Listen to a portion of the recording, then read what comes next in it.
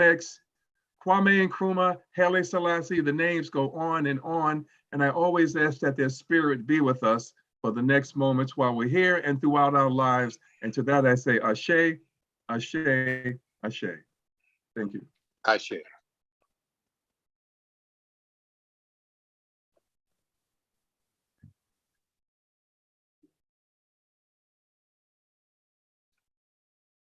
Ashe. Ashe. And I would like to say Ashe to my father, Johnny Moore. Ashe. Ashe. To my mother, Ashe. Mary Grotter Richards. Ashe. Ashe. I would like to add to that my father, James Daniels, my brother, James Daniels Jr. Ashe, Ashe. My mother, Lossie Daniels. Ashe. I'd like to add my parents, Alfred James Gurrier and Edna Ricard. Ashe. Ashe. Ashe.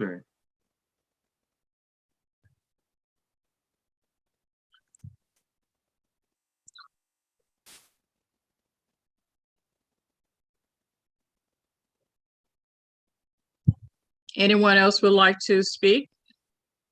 Have any, Mrs. Thompson or anyone else? Okay. Well, we thank you for that. And now we'll hear.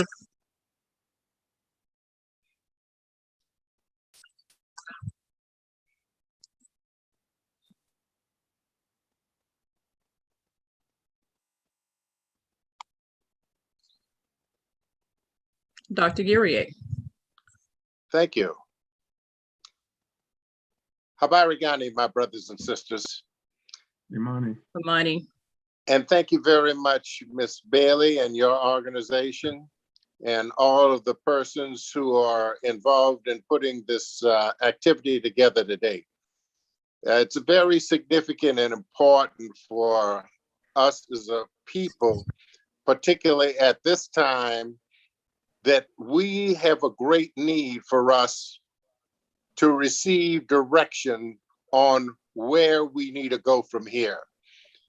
And for me, one of the most profound and significant set of guiding principles that I have been exposed to in my life, and all of us have been exposed to guiding principles throughout our lives.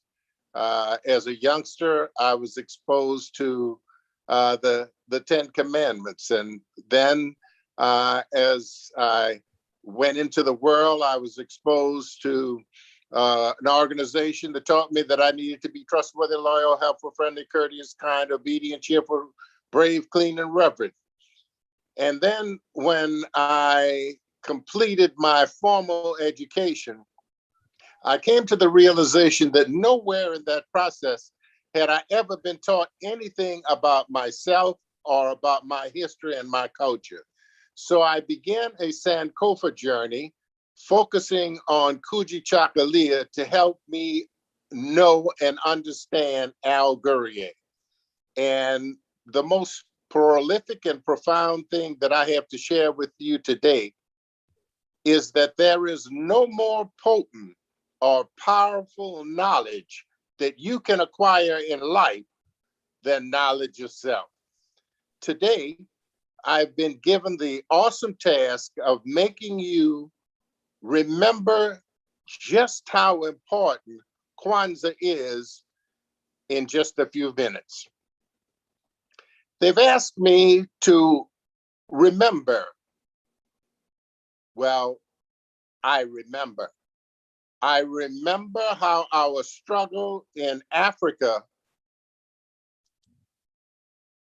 where we were the architects, the engineers, the builders, the teachers, the leaders, and we cultivated the civilization on this earth.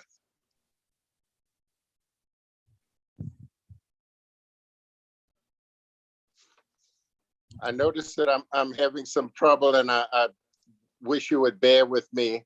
Apparently, I'm having breakup from time to time, but please be patient with me.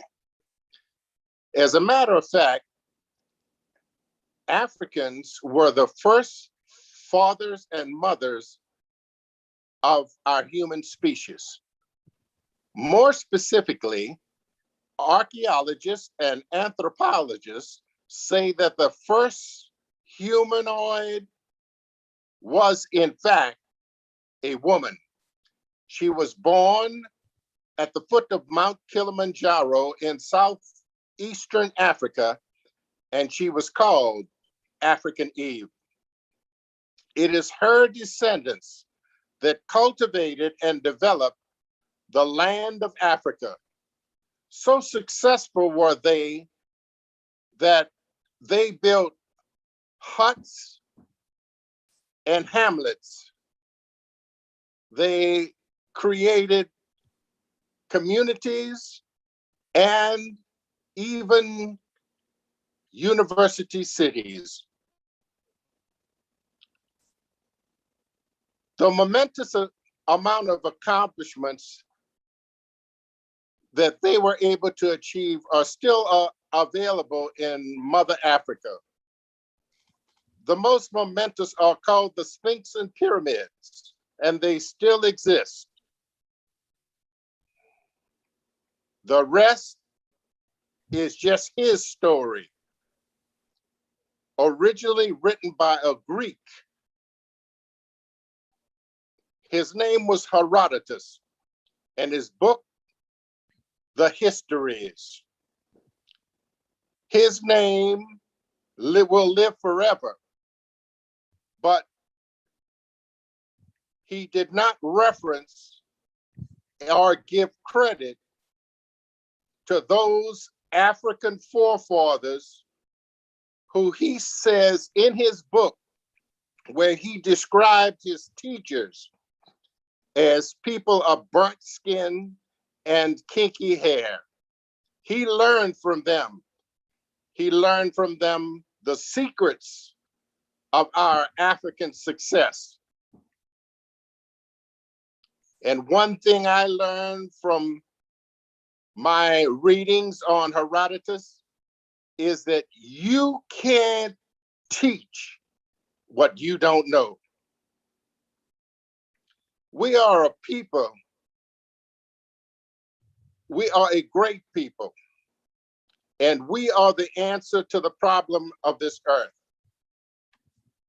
I remember, and therefore I am compelled to tell you again, you can't teach what you don't know. So it's important that we must embark upon a journey of Sankofa. We must go back and fetch it. Fetch our history, our culture, our knowledge of self, and remember that we are the descendants of great pharaohs and queens of Africa. And that makes us prince and princesses. And we are destined to again be the kings and queens when we assume our rightful position in this world. But part of our problem in the process, that our ancestors were chained and brought through the Middle Passage to fuel the system of greed in this colonial capitalistic system called the Empire of the United States. This empire, founded on the principle that all men are created equal, was a lie. What they actually meant was that all white men, and of course that's white men who were persons who acquired money, power, and possessions. Women did not women did not qualify. And Black men, well, they were not whole humans. They were only 3/5 of a human. Actually, the 3/5 idea was a compromise reached by the white founding fathers in 1787 while writing the Constitution of the United States. In the process of deciding how they would distribute the booty that they had received as a result of plundering the land of the Native Americans, they decided that Blacks would only be considered 3/5 in the areas of taxation and census counting. So that was the original idea of 3/5, that we as Black people were to be counted only as 3/5 of a human being. But this idea was originally introduced, as I indicated, in 1787. However, this idea was codified in 1857 when the Chief Justice of the Supreme Court, Robert B. Taney, said that justice and his understanding of the structure of the United States, that the Blacks were not intended to be included in the Declaration of Independence or in the United States Constitution.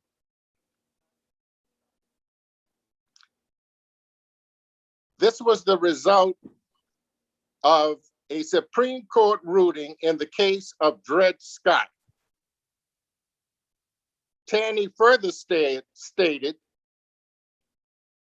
in his decision that, and I quote, Blacks were regarded as less of a human being, an inferior order of persons with no rights, which would be recognized by white men.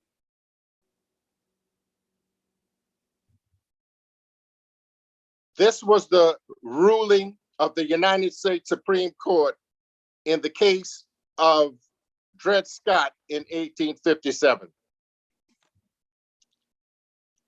Following that, they fought a civil war. They lost. Again, they tried on January 6, 2021, and they lost. They will try again if we fail to remember our story. Kwanzaa is where we begin the process of restoring our humanity to our children, our families, and our future. Ashe. I apologize for the technical problems that have been quite a challenge for me, and I'm sorry if they made part of my presentation inaudible. But thank you for your patience and time today. Santi Sana, good doctor. Habarigani. Imani. Imani. Okay, so now thank you for that. Did you have anything else? I heard you fine. I think the recording picked you up well. Was there anything else that you'd like to add, Dr. Courier? Well, I'm gonna just take your time. Okay, just indicate if you can hear me. Part of my problem is yes, I we hear had you. my headset on and there was an echo, and it created a lot of confusion for me. But I'm almost embarrassed at how I had to stumble through that. But I've taken my headset off, and I'd just like to make a little brief statement about Kwanzaa to kind of bring the whole idea of what we're trying to accomplish today together. And basically, I would say that hopefully that you've been shown the importance of unity in our race. In unity, there is strength. It is a strength that has enabled us to become the fathers and mothers of our civilization. That strength begins with each individual. It is very important that we teach our youth that there is no more powerful or potent knowledge than knowledge of self. It can be acquired through a journey of Kujichagulia, which will enable you to name yourself, define yourself, and speak your truth. This practice is important. If you are going to do the work of uplifting your people, that uplifting will be your responsibility. And we call that work and responsibility Ujamaa. The results of our unity, self-knowledge, and commitment to work and responsibility will result in everyone benefiting spiritually, morally, and economically from cooperative economics. We call it Ujamaa, where everyone shares in all of the profits of the community. This must be our purpose, our nia, to make our collective vocations the building and developing of our community in order to restore our people to their traditional greatness. We can do this if each of us uses his or her God-given talent or kuumba and creativity to benefit all of us. It can be achieved if we have imani. And today is the final day that we celebrate the final principle of imani, and that's faith. And that faith will enable us to believe with all of our heart in our people, our parents, our teachers, our struggle, our leader, the righteousness and victory of our struggle. Thank you, brothers and sisters, for your patience and attention today. Ashe, ashe. Ashe. Ashe, Ashe. Okay, well, thank you for that. And now with the ceremony, we'll turn it over again to Brother Ahmad Daniels. Okay. I want to thank the brother for having brought up the 1857 Dred Scott case. That is pivotal. And I too remember a scout as trustworthy, loyal, helpful, friendly, courteous, kind, obedient, all the way to the end. I haven't heard that in decades, so it's good to see a fellow scout there. It always good indeed. I want to re-echo the seriousness of what you just said as far as the 7 principles, and I do appreciate the order and the way you were able to tie them all in. For those who are out there and who may not be as familiar with the 7 principles, I would like to ask permission, if I may, to go over them one more time, because many people will not be looking at these principles again until December 26th of this year. But these are principles that we could stand by, that we could uphold, that we could uplift each and every day of our lives if we are serious about nation building. And we should be serious about nation building because Black people have always had their own nation in a real sense, but we just were not aware of it. So I want to start out with umoja, unity, to strive for and maintain unity in the family, community, nation, and race. Kujichagulia, self-determination, to define for ourselves, speak for ourselves, and name ourselves, instead of being defined and spoken for and named for by others. Ujamaa, collective work and responsibility, to build and develop our communities together and make our brothers and sisters' problems our problems, and to solve them together. Ujamaa, to build and develop our own stores, shops, and other businesses so we may profit from them together. Nia, purpose, to make our collective vocation, the building and developing of our community in order to restore our people to their traditional greatness. Kuumba, creativity, to do everything we can, in any way we can, to leave our communities more beautiful and beneficial than when we inherited. And as the good doctor said, faith, and this is what Dr. Malana Karenge said, was in fact the most important principle. The most important, to believe in all our hearts and our parents, teachers, leaders, and the righteousness and victory of our struggle. Faith, as we know, is different than hope. Hope says if we do thus and so, this may result from it. But faith says, like my grandma say, child, it may be dark out there right now, but that sun going to shine again. So we don't know how we're going to make a way out of no way. And hasn't that been our history? Not knowing how we're going to make a way out of no way. When those first 20 enslaved people arrived at Old Point's Comfort in 1619 in Virginia, they had no idea that they were the beginning of something that would last 200 plus years of enslavement, another 100 years of Jim Crow, i.e. apartheid, into where we are now when we're struggling for looking for these courts for justice, looking for peace, looking for things that will help gain our humanity. And I believe, and then I'm going to pass the baton back on to Sally. I believe that critical race theory is something that can help all of us.